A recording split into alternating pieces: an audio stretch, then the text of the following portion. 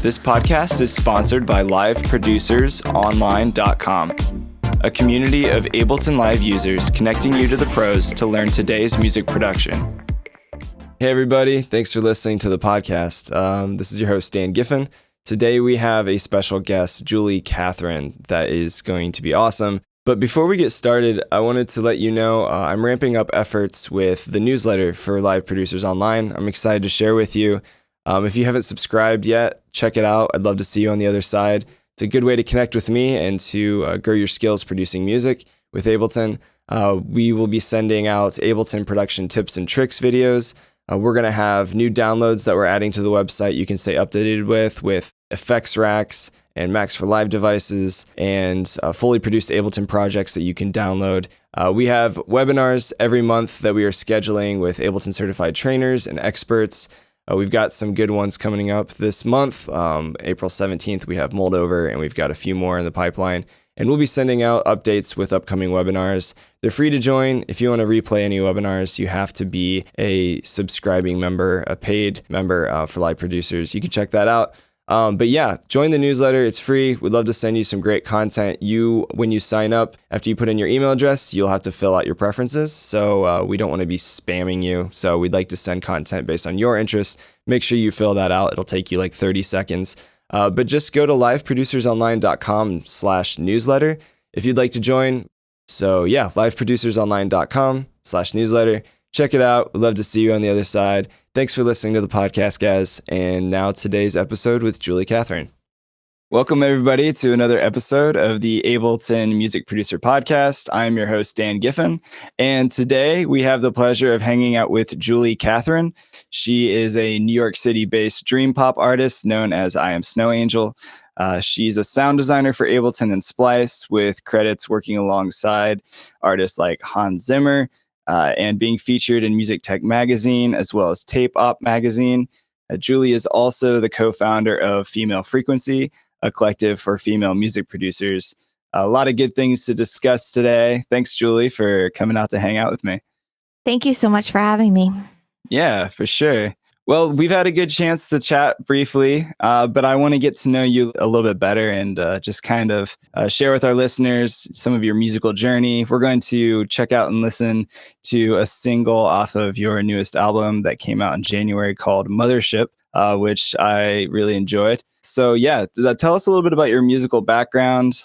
Obviously, you're an Ableton person, like many of us here listening on this podcast. So tell us about your musical journey, how you got started with music, how Ableton fell into place, and how that brought you to where you are now with I Am Snow Angel.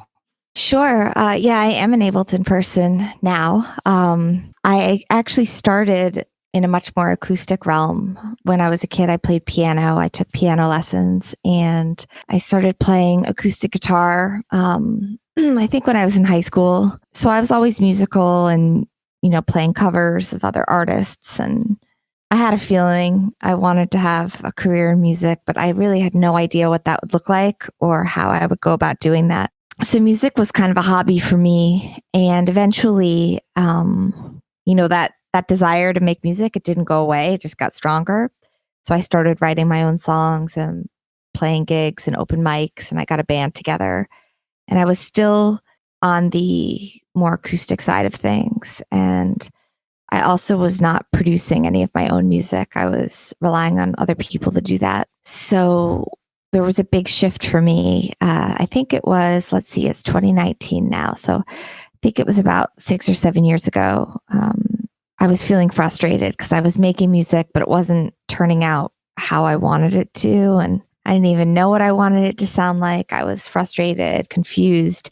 And as an artist, that's a terrible place to be emotionally. Yeah. And, I was fortunate. A good friend of mine, his name's Tony Kniff. He was my songwriting coach at the time, and he encouraged me to make some of my own demos so that I could learn how to record my own music and get some more control over my sound and also over my songwriting. Yeah. And I actually really resisted it. I didn't think I'd be good at it. That didn't sound particularly appealing to me.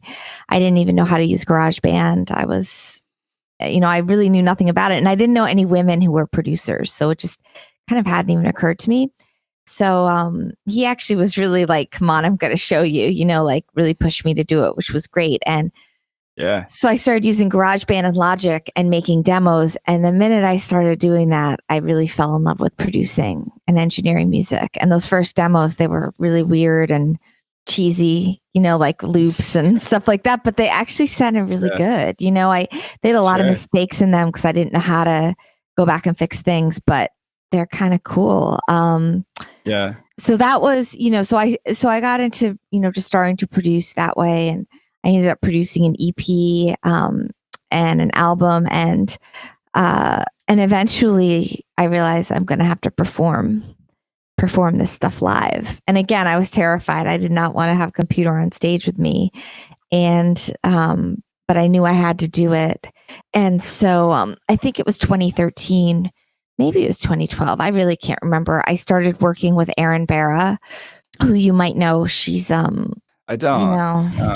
Oh, you should talk to her. She's a professor at Berklee College of Music now. Okay. Awesome. She's also in Boston. Yeah. Okay, cool. And she's also, she's doing so much stuff. I can't even begin to list, all of her accomplishments. But at the time, she was living in New York and she was giving private lessons in Ableton. So I got Ableton, I got the push. I started learning from her one-on-one, and it was great that she was a woman, and I just totally related to her, and she was really inspiring. And the minute I started using Ableton, the same thing happened. I was like, oh, wow, this is amazing. This is a whole new way of writing and designing sounds. And so it started as something I used for live performance, and then I also just started writing and producing and using it for all sorts of things. So, and then just over time, the more invested I got in using Ableton, the more opportunities I came across. Yeah. So that's the long answer. No, that's the short answer. That's the good. No, it's funny. I feel like most people, they're like, yeah, I started with GarageBand. Then I was like, there's got to be something more to life. And that's kind of like a similar story. Yeah. It's similar. Although even GarageBand, I was like, this is amazing. You're right. Yeah, when for me, it was just because I didn't know, I really hadn't dabbled at all. And I had so much kind of, I think, untapped creativity in the production realm that was just waiting to come out. Yeah. And being able to have some more creative control, like you were saying, learning Ableton and taking more ownership rather than just being married to your acoustic instrument. You actually learn more the production side of things, which gives you like more creativity. And as we know, Ableton is very creative in the workflows that it gives you. It's not, oh my gosh, yeah. Yeah. It's not like every other linear software out there. I love Logic. Don't get me wrong. I, started in Pro Tools, but different workflows gives you more inspiration for other things, other ways of doing the same thing too. Yeah, I agree. Like we talked about, you're in New York City right now. Can you talk to us a little bit about how I Am Snow Angel developed for you? Sure. What happened was I started making these new demos and tracks, and they sounded really different from anything I'd done before, and they felt really different. It felt like I was turning over a new leaf. And I think I had some insecurity around performing under my name, my given name. I don't know why, but at least at the time I did. And so it felt like time to just kind of start something new. And also, I think my imagination had been sparked so much sonically, by learning Ableton, by learning production, that I wanted to envision a new persona and name and everything. So I just kind of felt like I needed a name for this project. And the name Snow Angel came to me pretty easily. I'm from northern New York. I'm from Lake Placid, and it's cold and it's snowy. Yeah. And so it just came to me, pretty intuitively, the name and the whole kind of idea. Yeah, no, I can relate. I spent my first year, I moved to New York City in the winter in like January, and I was like, wow, this is why people go to LA. Oh yeah. Very cold. New York in the winter is cold, and also there's like no escape from it because you're stuck out there walking and taking the subway. It's not like, you get in like a cozy car. So yeah, the winters can be cold. Yeah. But there is something to say about the vibiness of the city. Like, it's amazing how many people you can meet in such small circles in a short amount of time. For me, anyway, I discovered that, especially like in the music scene and the artistic scene in general in New York, is it's so alive, and there's just a lot of collaboration constantly happening. So it's a Yeah. good place to be for that, for sure. Oh, it definitely is. And it's not spread out in the way that some places are, geographically. And I Yeah. think right now in Brooklyn, there's a lot of, especially like out in Bushwick, there's a lot of really cool Yeah. creative stuff going on. Oh yeah, for sure. And it's definitely a more affordable place to live than Manhattan. That's for sure. For any Yeah. artist. Yeah. Yeah. I was just speaking with a friend, a producer friend who started an artist collective out there. And he said it actually, I live in Manhattan, so I can't speak to it directly, but he said it still is affordable. Yeah. Which is good for artists, because I think that's the main problem. Sure.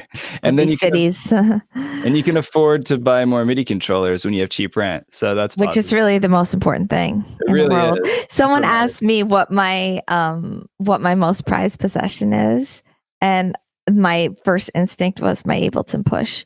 Yeah, good for you. That's good. That's a good I don't know answer. if it's true, but that's what came to me first. So Right.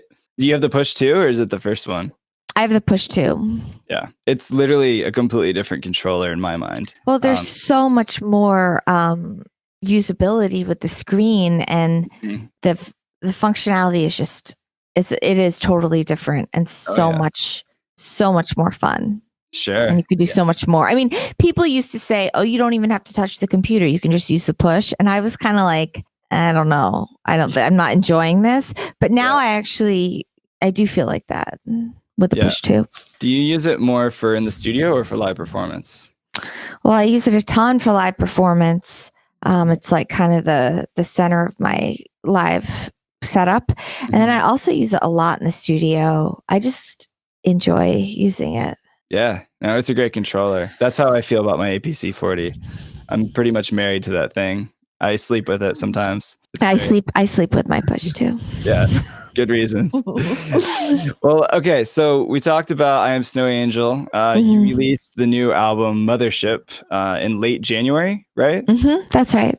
Okay, I want to spend about 30 seconds and just give our listeners a quick sneak peek of the single Mothership on that album. And then maybe we can talk a little bit about your creative process behind it, and we can nerd out a little bit more with the Ableton and the process of creating it. Okay, sounds good. Cool. All right, we'll check it out right now.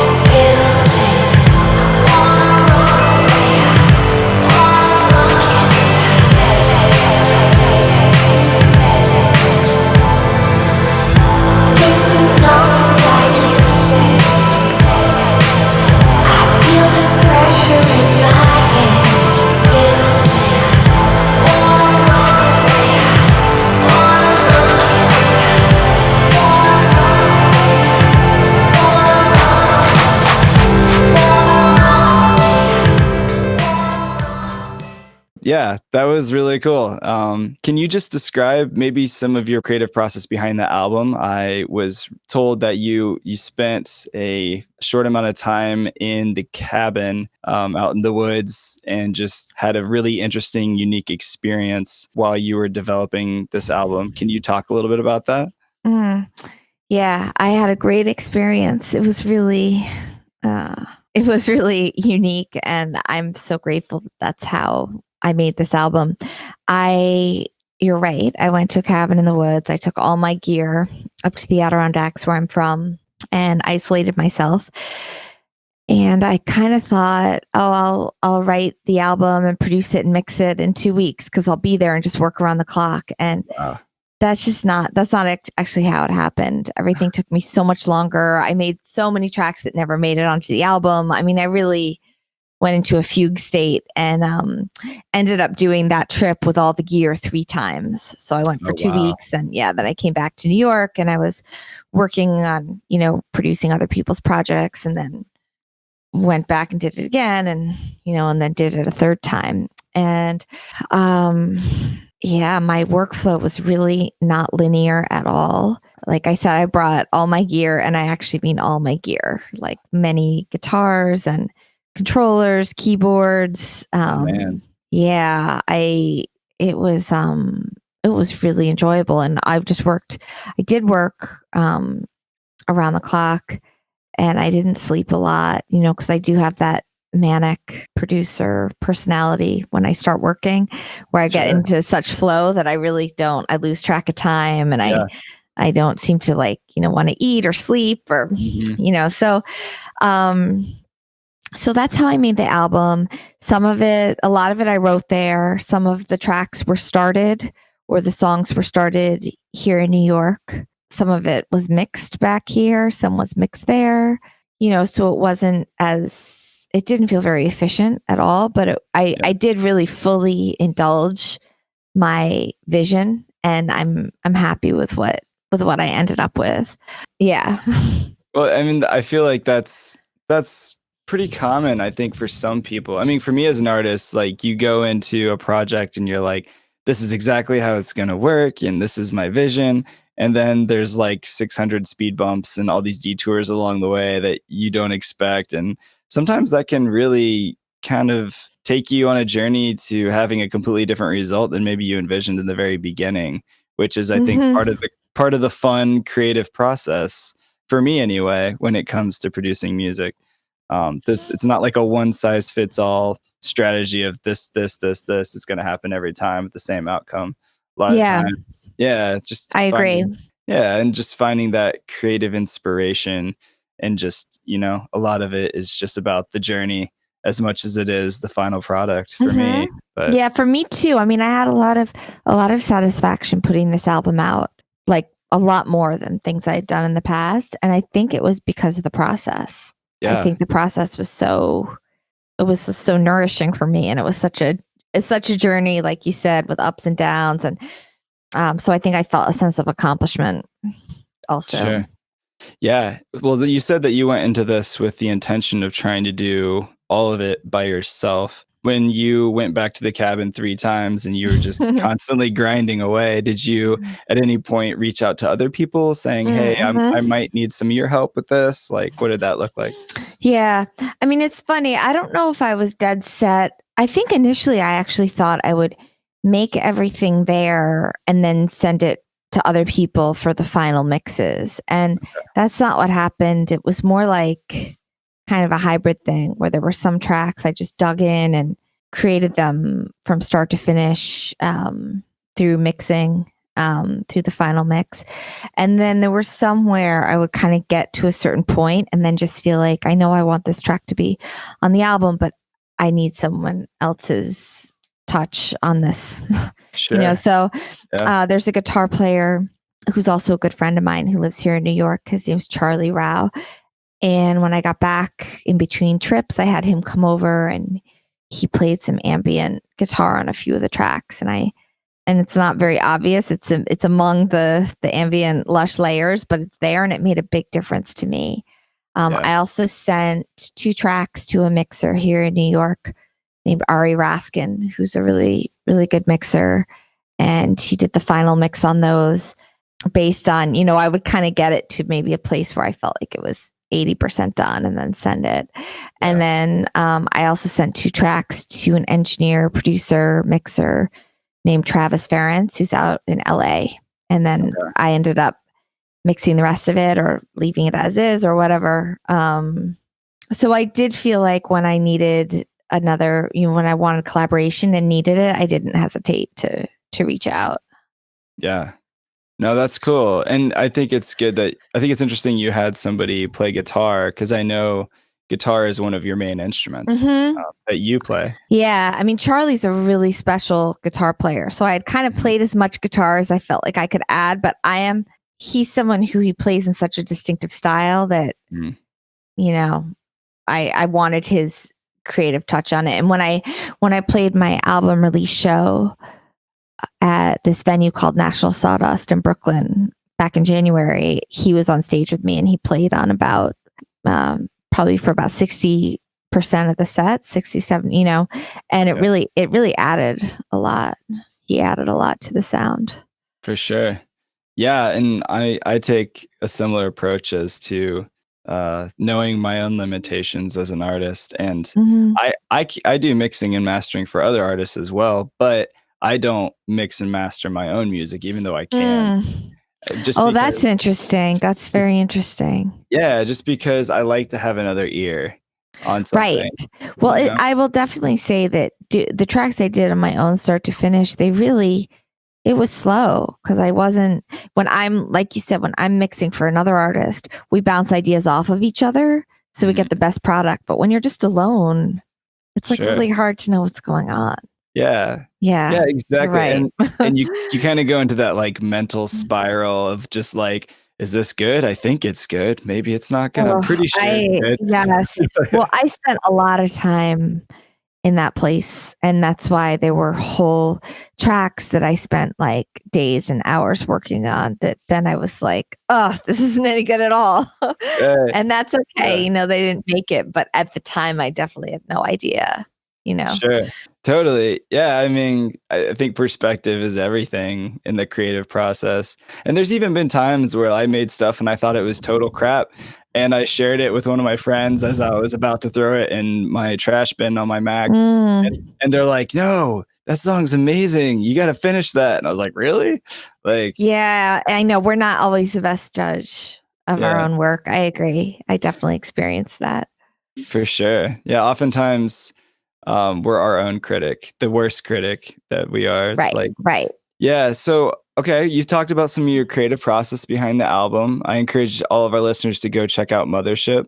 We'll include links in the show notes as well for this episode, so check that out. But I also want to talk about some of other creative endeavors that you have in your life, such as Female Frequency. Can you talk a little bit about that? You are the co-founder.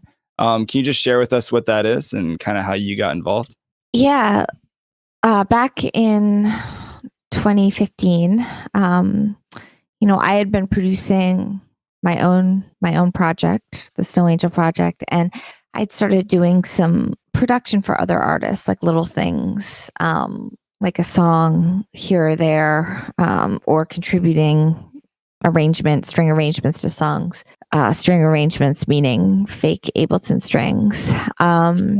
And what happened was I was on this Google group email list for Women in Music, which is big women's networking music organization here in New York. And another artist, Danny Marie, she actually now performs under the name Primitive Heart. But at the time she was performing as Danny Marie, she reached out looking for a female producer. And I wrote back saying I was available. And apparently of, all the hundreds of people on the list, and I don't know if she posted it other places, but I might have been the only person who responded or the only one of the very few women. I'm not sure, but it was notable that there weren't a ton of women responding or hearing about this opportunity. And so she and I met and started brainstorming about working together, and then thought, wouldn't it be cool to make an album that's made in the conventional way with, conventional songwriting and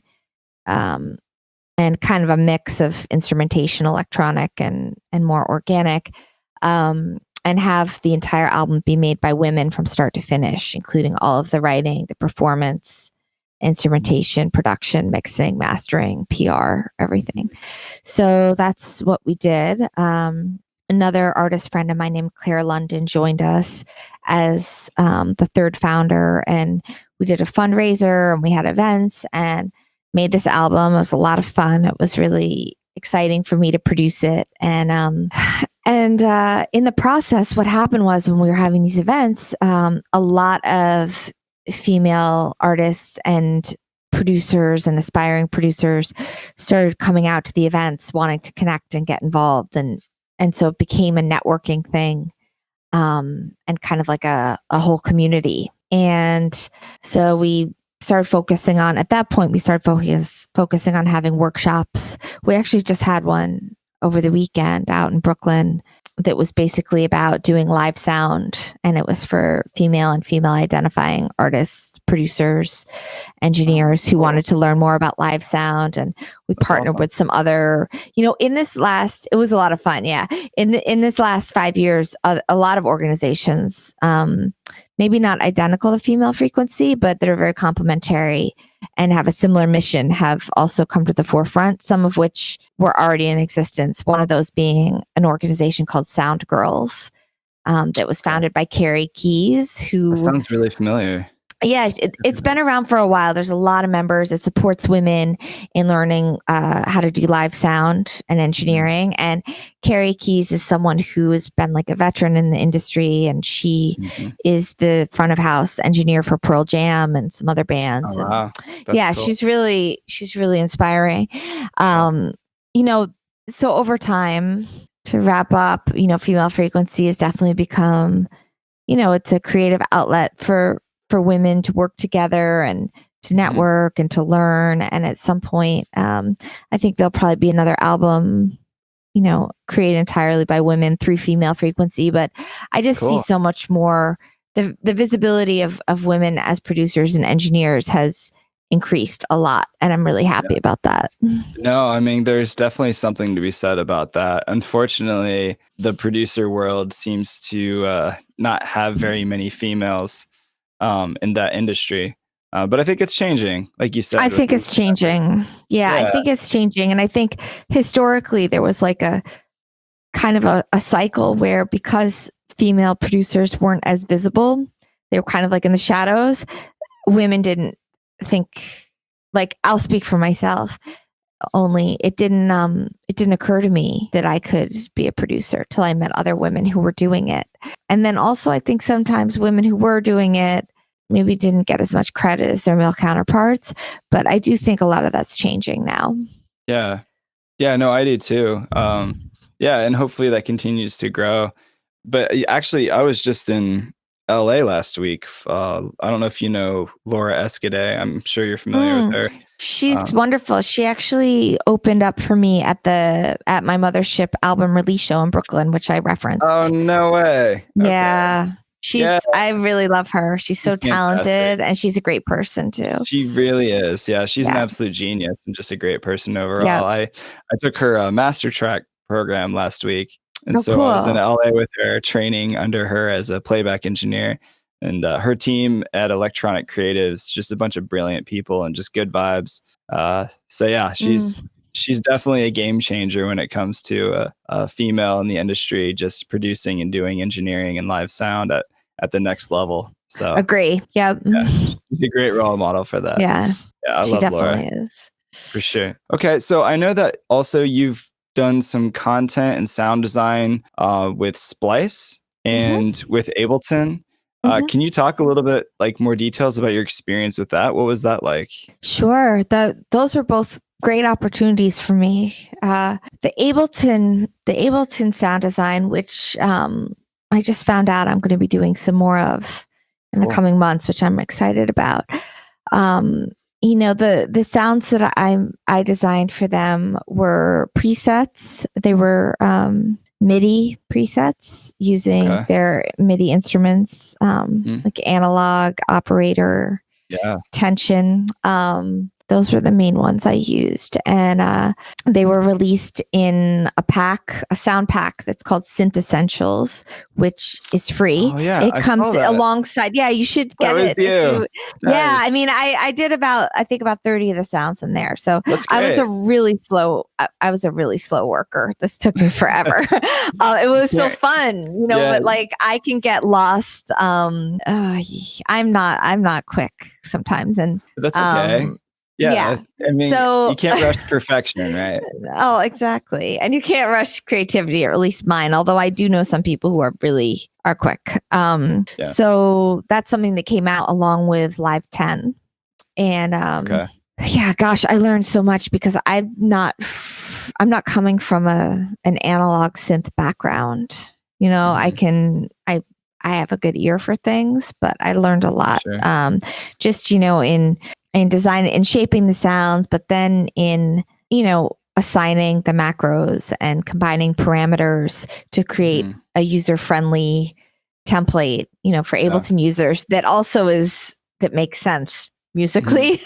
So No, that was really cool. that was really fun. And then the splice thing, I actually got that through a friend of mine named King Britt, who is a really great producer, and artist and DJ. And if you haven't heard of him, you should look him up. He's in Philly.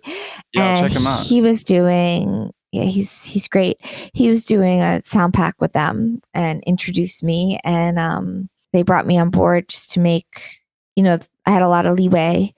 It was I included all audio samples in the pack, so it was really different from the Ableton thing. And I called it the Dream Pack. I wanted to call it the Ice Pack. I think that maybe I'll call my next one that. I like the idea, but they weren't icy enough. They were more dreamy. So I changed it, the sounds that I ended up making. So I changed it to Dream Pack, and there were about 160 or 170 sounds in the pack, that Splice users can use their credits to download. Ooh, the Dreamy Ice Pack. I'll keep an eye out for that. Keep an eye out. Cool. Yeah. So for those listeners who maybe aren't familiar with Splice, just to take a quick step back, it's like a cloud-based music creation platform. You can collaborate with people, sharing real time your projects. If you wanted to collaborate with another producer with Ableton and Logic, I think FL Studio is another one they sync up with, and also has like a huge library of sounds and sample packs and things you can download, which is what you did. And then you can also rent some plugins, and they have a lot of different plugins that you can download and test and rent directly through Splice. That's cool. I didn't realize that about the plugin renting and trying. That's really interesting. It's pretty cool. And like in a lot of the plugins are only exclusively rentable, if that's a word, through Splice. So for example, Isotope, I think, has a few plugins on there that you can rent that aren't available to rent on their site. So, oh, that's cool. Oh, I'm going to check it out. Yeah, it's good stuff. But I just wanted to explain what Splice was if people are like, I have no idea what she's talking about. Right. But I think most people do. It's a cool platform. There's a lot going on there. Well, that's awesome. You mentioned having a good ear when you were developing and doing sound design for Ableton. I think there's a lot to say with that. I'm this kind of the same way. You said you didn't come from like an analog synth background, but yet you were doing a lot of sound design, which a lot of people come from an analog background who are doing that kind of stuff. I'm the same way with even music theory. Like my music theory is kind of sad compared to a lot of other producers, and like a lot of it's just using my ear. It's just like, that note sounds great. Let's do that. Like that kind of thing. Yeah. For any producer, that's important, just having a good ear, because you could have all the sound design knowledge in the world and you can know how to code 600 Max for Live patches. But if you don't have a good ear when you're producing music, that doesn't, that's something I think people can develop over time. You have to work really hard at, in my experience. Yeah, I think it's the most important thing as a producer. Yeah. To have the ear. So let me ask you, like, if somebody was asking you, like, how do I develop my ear better? Like, what are some things that you would think about to tell them? I mean, I definitely, no, that's okay. I mean, it's funny because my music theory background was, I have a background. It's not as robust as some people, but in some ways I kind of had to, I was lacking creativity because I was trying to rely on that theory too much almost, if that makes sense. Like I had to kind of start thinking outside the box and unlearn some of the rigid tendencies I had from previous training. So, which again wasn't even like my music theory was so in depth, but I still really clung to it because I'm a very orderly kind of person and thinker.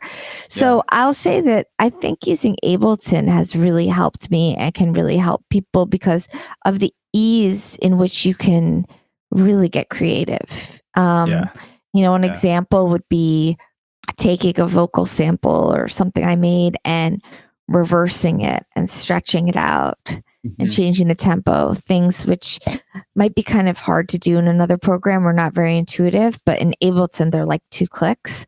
Yeah. And then playing instruments along with that. And then, just really kind of like following wouldn't that be crazy to do that? Just like do it. And Yeah. then just continue. So it seems like the more I experimented, the better my ear got. Cause then I'd be like, oh, I just developed this kind of cool trick. I probably didn't invent it, but I stumbled upon it, for Yeah. myself. And then Yeah. kind of started having some trademark sounds and things that I do in my production Sure. that I couldn't really think of ahead of time. I kind of had to try these ideas and see what happened. And then I feel like over time that's kind of, I don't know if it's improved my ear, but it's definitely refined my ear and just the type of sound I have as a producer. Yeah, that makes total sense. I'm the same way. I think a lot of my favorite songs I produced were full of happy accidents of Yes. me just like playing with random shit, and it just sounded Mhm. great. And I was like, Mhm. oh, I didn't mean to do that, but now this is Mhm. cool. Like, yeah, Yes. Yes, me too. Me too. Like sometimes I'll drop something, especially when I start getting tired and a little manic.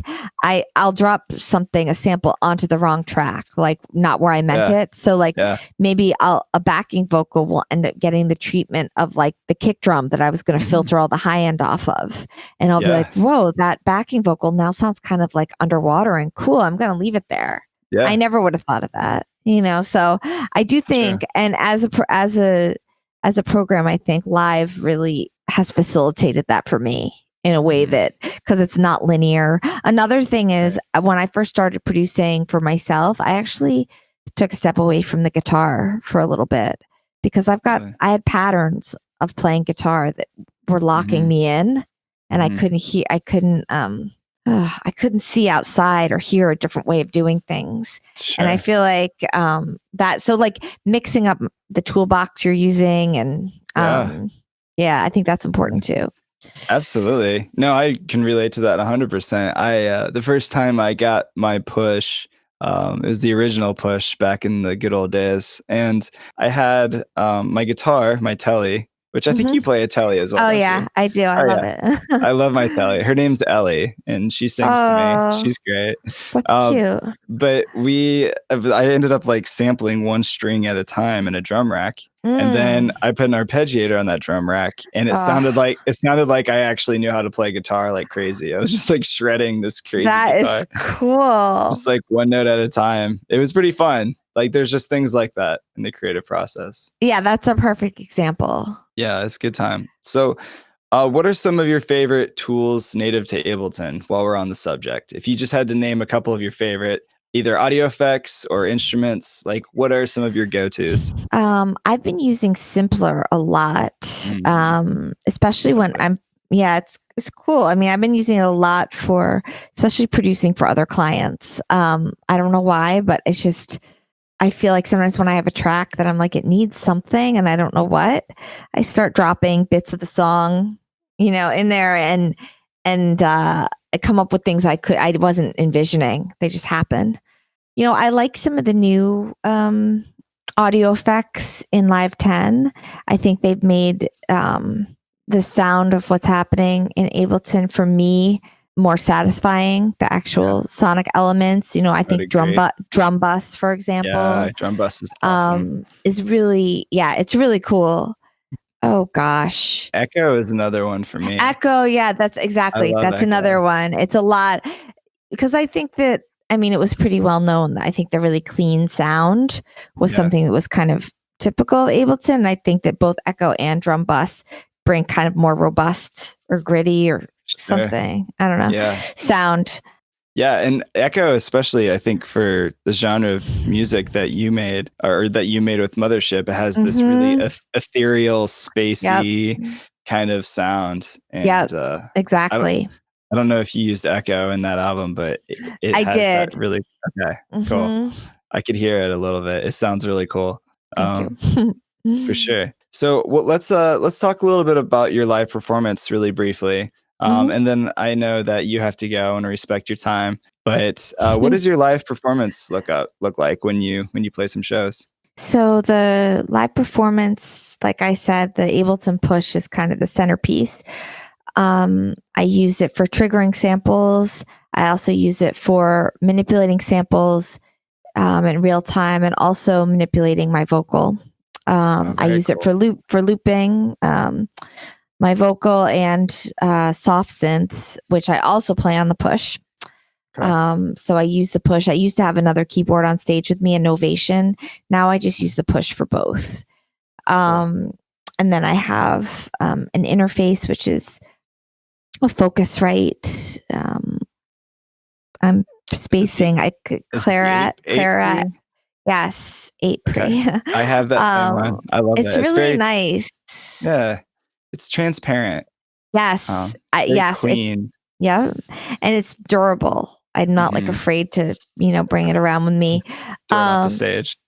Yeah, I just throw it around. No, I try not to throw it around, but it does seem pretty sturdy. It is. I've dropped mine a few times. Yeah, I've dropped mine too. And then I have a Telecaster, and sometimes I bring some pedals because I do use effects in the box on the guitar, but sometimes when I want to add more, something's got to give with the CPU, and I want to keep the buffer low for the vocals. So I'll bring a pedal board sometimes. Very cool. Yeah, I used to have like a whole lighting rig that I had MIDI mapped, but in recent shows, I haven't been using it just because I think I had fatigue from like setting up the lights and plugging in the cables. And I can relate. Like one thing too many. I can totally relate 100%. That's literally its own separate animal when it comes to. It really is, and it was really cool, but I just needed a little break from it.